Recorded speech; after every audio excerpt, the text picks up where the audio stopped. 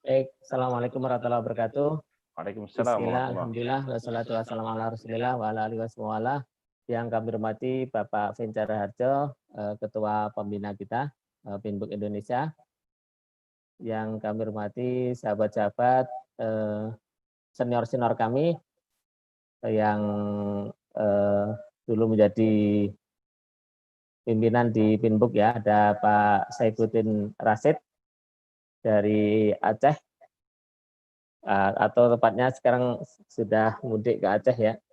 Kemudian ada Pak Mas Budi, mohon maaf, Pak Syahid Mulyono, ini juga pernah menjadi Direktur Eksekutif Pinbuk semasa tahun-tahun 98, 99 gitu ya, atau 97 gitu.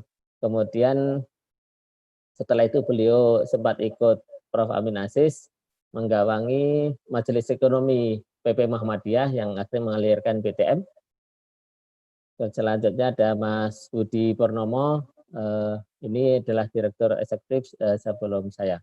Alhamdulillah, dan juga para senior-senior yang lain yang saya kira alhamdulillah sudah hadir semuanya dari berbagai daerah di Indonesia. Mohon maaf saya sebutkan satu persatu ya. Pada kesempatan kali ini kita coba sedikit sharing tentang sekilas Pinbook ya, selama ini apa yang sudah menjadi kiprah kita bersama ya. Untuk mengingatkan kembali, Pinbook didirikan pada tanggal 13 Maret tahun 95 oleh Pak Prof. Habibie selaku Ketua ISMI, kemudian almarhum Pak Kiai Haji Basri selaku Ketua MUI, dan Pak Zainul Barnur waktu itu Dirut Bank Muamalat Indonesia, yang saat itu masih satu-satunya bank syariah ya. Dan tentu di belakang itu semua ada Prof. Amin Aziz ya. Ini visi kita menjadi lembaga yang terpercaya di Indonesia dalam pemberdayaan masyarakat melalui pengembangan kelembagaan keuangan dan ekonomi mikro syariah yang mandiri, terintegrasi digital, berkelanjutan, dan mengakar di masyarakat. Nah ini misi, saya kira ini menjadi misi kita semua, membangun kesadaran masyarakat tentang usaha-usaha muamalah syariah ya tentunya, dan juga kelembagaan ekonomi mikro, kemudian akses yang mudah, kemudian sumber daya masyarakat, dan kebijakan regulasi, dan berbagai sumber daya pendukung, baik itu dari sisi sektor sosial dan pun ekonominya. Nah, ini value yang coba kita kedepankan, ada singkatan dari Pinbook itu sendiri, pemberdayaan, integritas, nyata, berkelanjutan, ukhuwah, dan kesejahteraan.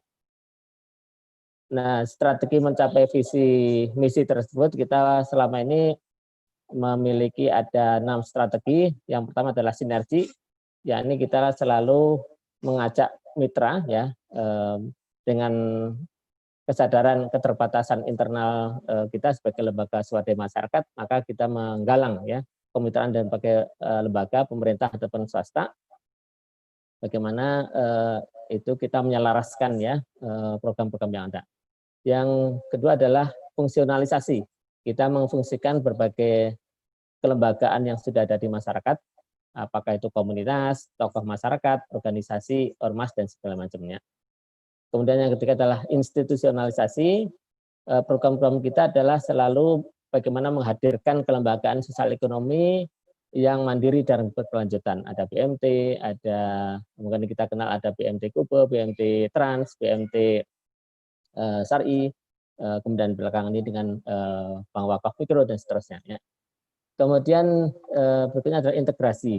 Di dalam program kita, program yang selama ini kita dorong, selalu kita mengintegrasikan keterpaduan antar berbagai aspek ya, sosial dan ekonomi, bisnis sekaligus pemberdayaan, syariah juga sekaligus dakwah, ya kan. Maka juga ada Baitul Mal dan Baitul Tamwil, bahkan juga bisa dikembangkan dengan tijarahnya, dengan tamkin dan dakwahnya. Kemudian kita juga mengintegrasikan antara potensi odol, ada orang dalam, orang luar. Ya. Kemudian selanjutnya strategi kapasitasi SDM. Jadi kita dorong selalu kita memberdayakan SDM lokal untuk kemudian tampil dan mengelola sendiri kelembagaan masyarakatnya. Dan yang terakhir adalah digitalisasi. Dan inilah yang selalu kita update dengan perkembangan zaman hari ini ya. Bagaimana kita memiliki multi platform, dan yang terakhir kita sudah bisa cloud computing, dan kedepannya kita memiliki big data yang bisa kita olah untuk menjadi efektivitas dan efisiensi programnya. Kemudian sebagai milestone, sejak 95 Pinbook didirikan, kita sesuai dengan tadi prinsip atau strategi kemitraan, maka yang pertama adalah kita bermitra dengan Bank Indonesia dan GTZ. Jadi BMT itu kita persepsikan sebagai KSN, karena programnya adalah PHBK, Proyek Hubungan Bank dengan K-nya itu kelompok swadaya masyarakat. Nah, BMT adalah sebagai kelompok swadaya masyarakat atau KSM syariah. Ya. Dan sekaligus pada 95 juga BMT dicanangkan oleh Presiden Soeharto sebagai gerakan nasional pengembangan BMT. Selanjutnya 96 kita ada kerjasama dengan Kementerian Koperasi atau dulu DEPOP ya, dengan program TOT dan MOT dalam rangka untuk kaderisasi Indonesia Pinbook dan BMT. Dilanjut juga dengan Naker, kita ada program PKPM BMT, dan banyak BMT hari ini yang itu merupakan alumni. Tahun 97 kita ada program dengan Naker juga dengan P3T ya. Saya kira juga banyak alumni dari BMT hari ini adalah alumni dari P3T. Dan juga pada tahun itu juga ada program P2Ker, ini yang program kerja konsorsium Pinbook dengan Depkop, Inkopontren, dan Bank Muamalat untuk menghadirkan BMT di lingkungan pesantren. Nah, pada saat sosialisasi program inilah waktu itu juga para asatid dari Sidogiri yang hadir di mana? Ini ada Gus Majid ya, nanti bisa ikut sharing ya. Waktu itu hadir di Genggong ya, dan akhirnya pulang berinisiatif mendirikan BMT Sidogiri ya. Kemudian pada saat itu juga kita memberikan PT Konsultan Pinbook Konselindo. Tahun 98 kita ada dengan Depnaker mengembangkan TFT, Training for Trainers. Jadi kita ada TOT, ada MOT, dan TFT. Jadi TOT itu adalah bagaimana mengkader untuk bisa orang melatih, MOT itu bisa mengelola pelatihan, sedang TFT adalah untuk bisa membuat modul. Kemudian pada 98 juga kita dirikan Inkopsah BMT sebagai wholesaler pembiayaan. Selanjutnya tahun 99 kita sempat ada krisis, ada disorientasi ya, waktu itu karena masa-masa awal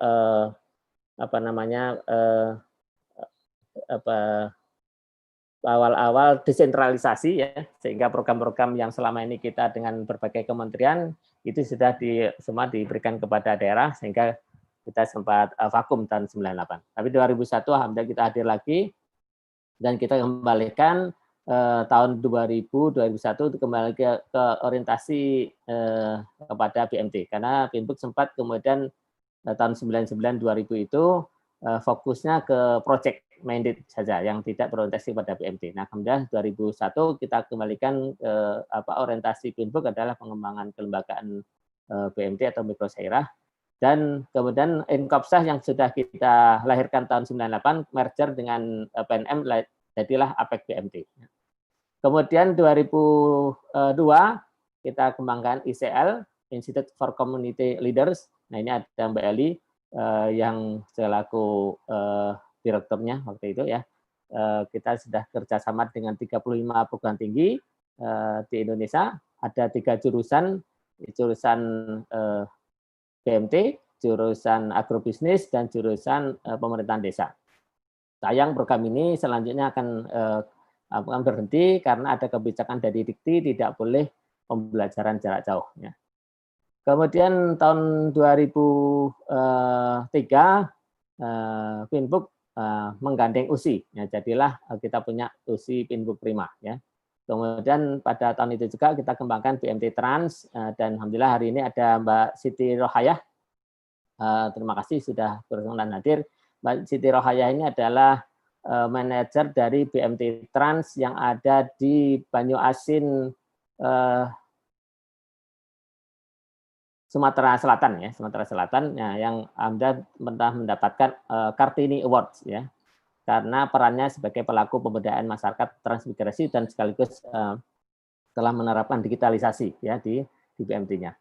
Kemudian juga kita hadirkan Lasnas BMT yang kemudian dikomandani almarhum Mas Behaki ya. Kemudian 2003 juga kita ada berbagai program itu di apa namanya, yang di bawah itu ya, mungkin langsung saja ke 2004 kita mengembangkan BMT Kube ya. Alhamdulillah ini hadir juga kawan-kawan dari BMT Kube ya, ada Mas Supriyanto, ada siapa lagi nih ya, mungkin Pak Hayub biasanya nggak selalu hadir juga ya. Ini adalah alumni BMT Kube ya. Kemudian 2005 kita adakan seminar internasional dan kongres nasional BMT, sekaligus kita membentuk APSIDO ya, Asosiasi BMT se-Indonesia. Nah, sayang ini apa namanya, waktu itu hari ini mungkin kurang aktif, perlu didorong ya, diaktifkan kembali ya. Terpilihlah Pak Aris Mufti sebagai ketuanya ya, dan selanjutnya pada 2010 dilanjutkan oleh Pak Kiai ya, Abdul Yazid ya.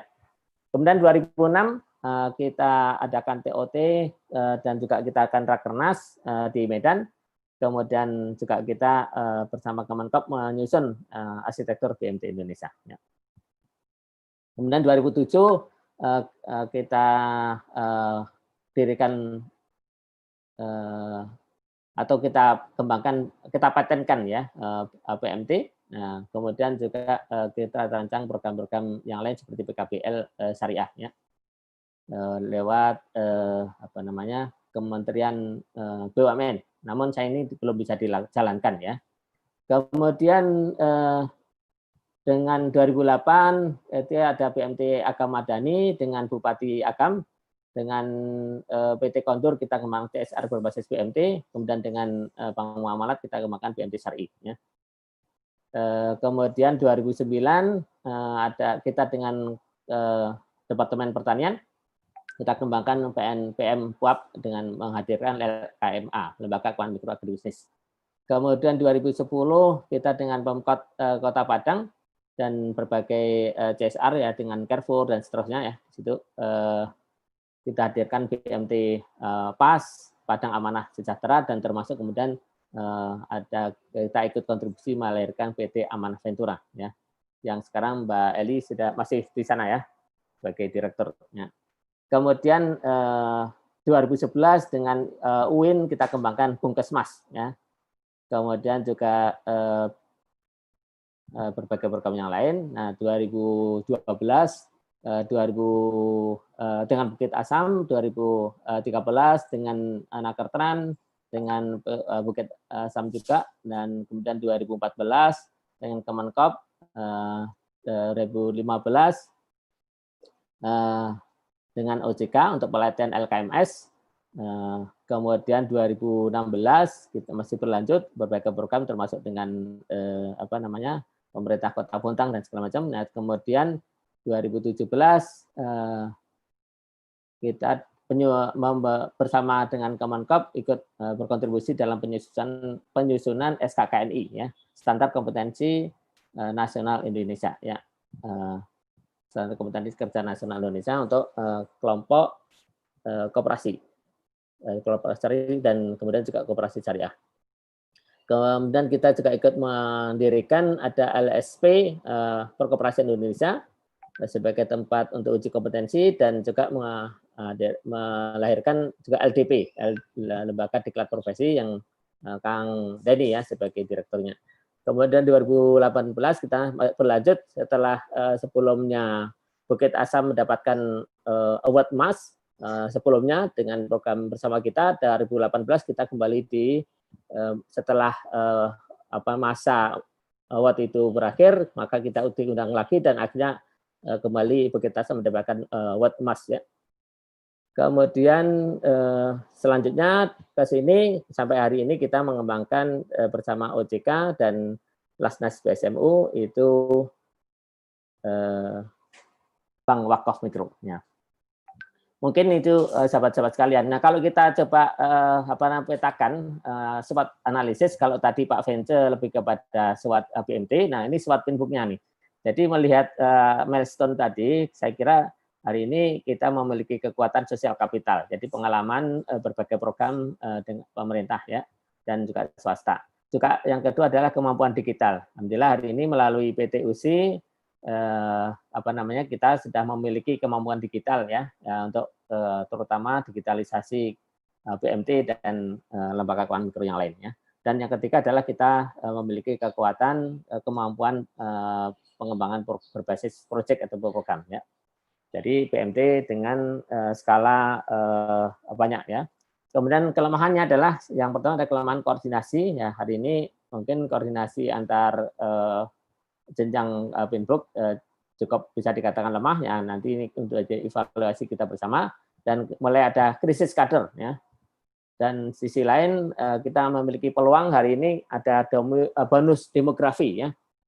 Jadi penduduk Indonesia yang dalam usia produktif 14 sampai dengan 64 tahun hari ini adalah sangat-sangat besar, dan itu adalah menjadi satu peluang ya untuk kita ikut menentukan arah sejarah basis demokrasi, yakni para pemuda ya untuk ikut berwirausaha sosial ya.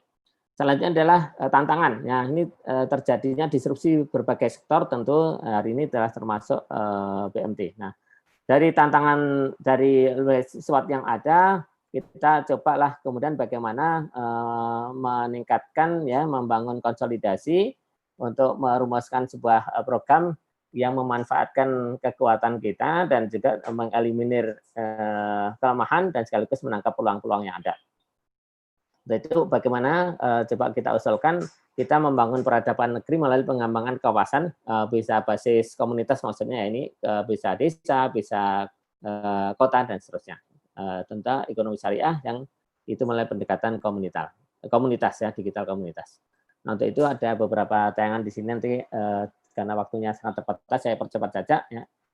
Background saya kira kita tahu hari ini terjadi distorsi berbagai pihak ya, berbagai sektornya, dan termasuk di sektor keuangan ya, mulai dari bagaimana perusahaan telco sudah masuk ke pendekatan keuangan ya. Mereka Telkomsel bikin tiket, kemudian Indosat bikin dompetku, Excel bikin Excel tunai dan seterusnya. Yang kedua adalah tantangan dari perbankan ya, mereka turun langsung ke bawah dengan pendekatan branchless banking ya. Dengan cara agen, hari ini sudah ada lebih dari 400.000 agennya bank ya. Dan itu artinya kalau dengan jumlah penduduk dengan jumlah desa yang 70.000 berarti sudah sekian kali lipat ya, kanan kiri depan belakang BMT itu sudah jadi adalah agen-agen bank ya. Yang ketiga adalah dari fintech ya. Hari ini orang bisa mengisi form yang di internet cukup dengan 15 menit sudah bisa cair. Nah, dan itu sebenarnya menjadi ancaman semua lembaga keuangan ya. BRI sendiri sudah lebih dari 50.000 karyawannya diberhentikan ya. Kemudian terjadi juga di perbankan penurunan pendapatan. Ada OJK juga mengingatkan BPR akan terancam dengan fintech-nya. Nah, kalau kita lihat ini maka BMT di mana nih? Di sebelah atas ada gemburan fintech, sebelah kiri ada gemburan telco, sebelah kanan ada kemudian laku pandai atau agennya bank. Ya. Maka untuk itu saya kira perlu kita manfaatkan teknologi juga untuk bisa bersaing dengan mereka. Nah, teknologi yang dulu hanya untuk sebagai alat ketik ya dan mesin kalkulator hari ini sudah bisa untuk aplikasi ya. Yang dulu hanya untuk operasional sekarang untuk bisa pelayanan dan bisnis, termasuk juga pelaporan. Dan yang dulu yang berkepentingan hanya bagian teknisi, maka sekarang sudah urusan level direksi ya, karena menjadi kepentingan bersama. Untuk itu kita penting mengembangkan konsep BMT digital berbasis komunitas ini. Alhamdulillah hari ini kita bisa mendorong bagaimana kawan-kawan itu bisa sama-sama kita kembangkan ini, bukan saja yang berbasis dengan pendekatan proyek, tapi juga bisa dengan pendekatan keswadayaan masyarakat. sebagai BMT saya kira kita harus tetap memfungsikan Baitul Mal dan Baitul Tamwil, kemudian sebagai intermediasi keuangan, prinsip syariah harus tetap dijalankan, layanan kepada mikro dan dimensi pemberdayaan. Sebagai fondasi sebagai BMT digital tentu harus berbasis ekosistem, kemudian juga adanya digitalisasi dan interkoneksi dengan berbagai ekosistem lainnya, ya, dan tentu perlu ada pendampingan berkelanjutan. Nah, ini digitalisasi aspek operasional, pelayanan, bisnis, dan pengawasan. Jadi sudah disampaikan Pak Vince, pentingnya juga ada pengawasan kepada BMT. Ya. Dan untuk itu, sahabat-sahabat sekalian, kita di satu support yang nanti bisa kita berikan, kalau kemudian nanti kita kembangkan BMT berbasis kabupaten kota itu yang dikembangkan oleh kawan-kawan, ya, kita temukan bagaimana ada motor-motor pinbook baru, ya, mendirikan BMT ini dengan pendekatan sudah teknologi digital yang berbasis cloud, ya, dan ini kita bisa berikan free kepada kawan-kawan untuk menggunakan fasilitas ini, ya, sehingga nanti dengan hari pertama BMT berdiri sudah memiliki aplikasi digital. Ya. Ada berbagai kelebihan dari IBS Lite ini. Yang pertama mudah diimplementasi dan mudah digunakan. Yang kedua lengkap, di situ ada core banking-nya, ada mobile banking-nya, dan sudah terhubung dengan berbagai layanan medsos. Jadi sudah bisa terhubung untuk bisa bertransaksi lewat WhatsApp, lewat Telegram, dan seterusnya. Ada terhubung dengan virtual account untuk bisa bertransaksi lewat perbankan. Ya. Dari bank bisa transfer ke akunnya BMT, dari BMT juga bisa keluar ke bank. Ya. Kemudian ATM cardless, kalau BMT-nya besar mau nanti ada ATM-nya juga bisa dengan ATM tanpa kartu, ya. Dan juga untuk yang berbasis pesantren karena santri tidak boleh bawa handphone maka bisa melalui pendekatan kartu smart card, ya. Kemudian murah jadi ini kerjasama lebih kepada nanti kerjasama menggunakan layanan bisnisnya tadi e-channel-nya, maka yang penting sahabat bisa memanfaatkan fasilitas ini dan itu bisa digunakan dari awal dengan biaya free, ya. Kemudian ini saya kira ini hanya sekilas saja tentang modul-modul yang ada. Kemudian ini juga yang penting di sini anggota bisa registrasi, ya, secara self register, ya. Jadi lewat form yang dikirim lewat berbagai medsos, kemudian tinggal ngisi dan langsung terhubung dan bisa menjadi anggota, ya. Kemudian ini contoh tampilannya dan sekaligus terhubung dengan mobile bankingnya dan itu bisa digunakan pada saat itu juga oleh anggota. Yang berikutnya adalah saya kira selain the power of core dan mikro dan mobile banking tadi, nah saya kira di di pelaksanaan BMT hari ini yang perlu kita dorong lagi adalah akad mudharabah muqayyadah. Nah, sebagai contoh di dalam formula ini, di sini kita bisa melihat ada akad-akad yang selama ini sudah digunakan oleh sahabat-sahabat, ya, di permodalan, misalkan bisa menggunakan syirkah mufawadah dan syirkah inan. Kemudian di simpanan sukarela kita bisa menggunakan akad wadiah. Nah, sedangkan di investasi kita biasa menggunakan mudharabah, ada yang sifatnya mutlaqah. Nah, tetapi akan luar biasa kalau kemudian kita juga selama yang belum banyak dikembangkan adalah mudharabah muqayyadah. Jadi mudharabah artinya bagi hasil dan sekaligus bagi rugi.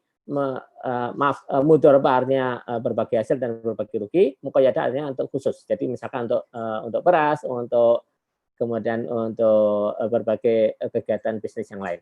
Nah, maka investasi yang ada itu hanya khusus digunakan untuk kegiatan bisnis itu sebelah kanan itu. Maka ini menjadi potensi. Kenapa? Karena dengan komunitas yang ada ini bisa digalang dengan pendekatan investasi dengan model unit bisnisnya. Nah, sehingga dengan cara ini relatif minim risiko bagi BMT karena kita gunakan penuh dengan pendekatan syariah. Dalam ini ada syirkah mudharabah. Nah, dan berikutnya tentunya nanti ada support untuk pasar komunitasnya.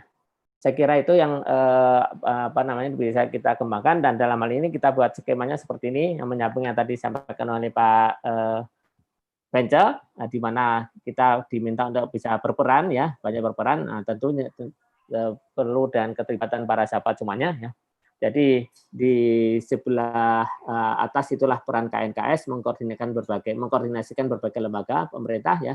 Kemudian di sebelah kiri ini peran Pinbook ya bersama USI tentunya dalam hal layanan berbagai platform dan juga menghubungkan berbagai hub ya. Dan juga tentu dari aspek pemberdayaan pendampingan secara berkelanjutan. Dan yang sebelah bawah ini adalah ekosistem komunitasnya, bisa pesantren, masjid, majelis taklim, BUMDes dan seterusnya ya. Dan sebelah kanan adalah ini akses kepada berbagai pihak di luar ya yang untuk bisa memberikan dukungan ya. Dan ini bisa dilakukan oleh berbagai pihak. Dan disinilah kemudian sebelah kanan bawah itu kita bisa kembangkan ini pendekatannya kawasan, bisa kota ekonomi syariah, bisa desa atau kampung ekonomi syariah. Dan untuk itu sahabat-sahabat sekalian, sekali lagi kita sudah siap dengan infrastruktur pendukung, dengan aplikasi yang ada, kita bisa support sama-sama sahabat-sahabat sekalian untuk bisa mengembangkan itu di wilayah masing-masing. Oke, saya kira itu Kang Rito, dan ini adalah tahapannya. Yang pertama kita implementasi dari sisi core-nya, kemudian ini ada financial service-nya lewat mobile banking, kemudian berbagai digital bisnisnya kita hubungkan dengan berbagai channel, dan berikutnya adalah nanti kita kembangkan untuk dashboard-nya untuk pelaporan dan pengawasan. Nah, ini implementasi bisa untuk BMT baru, bisa untuk yang BMT existing. Dan dalam ini bisa dengan pendekatan berbasis swadaya mandiri, atau juga bisa dengan berbasis program pemerintah ya, ataupun dengan swasta. Nah, sahabat-sahabat bisa menggandeng itu semua dan kita bisa support untuk kemitraannya. Oke, mungkin itu. Terima kasih dan mudah-mudahan nanti bisa menjadi masukan bersama. Tentu kita mengundang masukan para sahabat sekalian, para senior dan para praktisi Pinbooker dan BMT. Terima kasih, Kang Rito. Assalamualaikum warahmatullahi wabarakatuh.